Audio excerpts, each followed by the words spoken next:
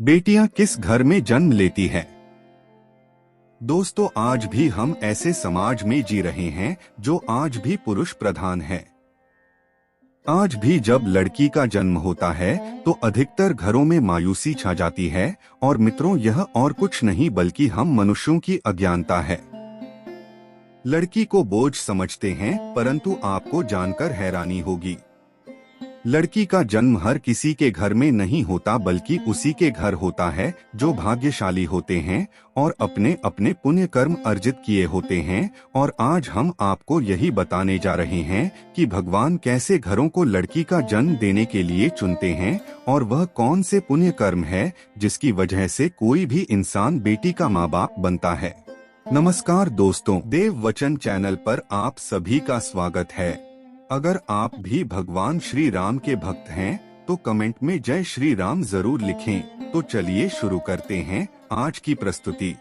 दोस्तों, एक बार भगवान श्री कृष्ण से अर्जुन पूछते हैं कि माधव, किन कर्मों के कारण किसी के घर पुत्री धन की प्राप्ति होती है, अर्थात कैसे घरों में बेटियों का जन्म होता है। तब श्री कृष्ण अर्जुन से कहते हैं, हे पार्थ, अगर किसी के घर बैठे भाग्य से होते हैं तो बिटिया सौभाग्य से, और जो भी स्त्री या पुरुष अपने पूर्व जन्म में पुण्य कार्य अर्जित किए होते हैं उन्हें ही एक बेटी के माता पिता होने का सौभाग्य प्राप्त होता है। बेटियों को जन्म के लिए उन्हीं घरों को चुना जाता है जो बेटियों का भार सहन कर सके, क्योंकि तीनों लोकों में स्त्री अर्थात बेटियां ही ऐसी होती है जिसका भार हर कोई सहन नहीं कर सकता। वह बेटियां ही होती हैं जो इस सृष्टि को निरंतर चलाती है, अपने घर का मान रखने के लिए अपना सर्वस्व निछावर कर देती हैं। हे अर्जुन, पर जिस दिन इस सृष्टि में बेटियों का जन्म लेना रुक जाएगा उस दिन यह सृष्टि भी नहीं रहेगा और धीरे धीरे इस सृष्टि का अंत हो जाएगा। मित्रों, भगवान श्री कृष्ण के इन बातों पर गौर किया जाए तो उनका कहा बिल्कुल सही है, क्योंकि बेटियां अगर नहीं होंगी तो किसी का भी वंश आगे नहीं बढ़ सकता। आपने भी कई लोगों को कहते सुना होगा कि जिस घर में बेटी का जन्म होता है वह घर स्वर्ग के समान होता है, क्योंकि बेटा तो केवल एक कुल को रोशन करता है, बेटियां तो दो कुलों को रोशन करती है। माता पिता के घर वो बेटी के रूप में अपने उत्तरदायित्व का निर्वहन करती हैं, तो ससुराल आकर एक बहू के रूप में सारे कर्तव्यों का पालन करती हैं। दोस्तों, आजकल आप सुनते ही होंगे कि बेटियां या बहू के परिवार में किसी परिजन के मर जाने पर उसका पिंडदान नहीं कर सकते, लेकिन यह बिल्कुल भी सही नहीं है, क्योंकि रामायण में बताया गया है कि प्रभु श्री राम के पिता राजा दशरथ की मृत्यु हो गई तो माता सीता अर्थात राजा दशरथ की बहू नहीं उनका पिंडदान किया था, जिससे उन्हें जन्म मरण के चक्र से मुक्ति मिल गई थी। इतना ही नहीं, हिंदू धर्म शास्त्रों में बताया गया है कि बेटियां भी अपने पिता के नाम का पिंडदान कर सकती हैं।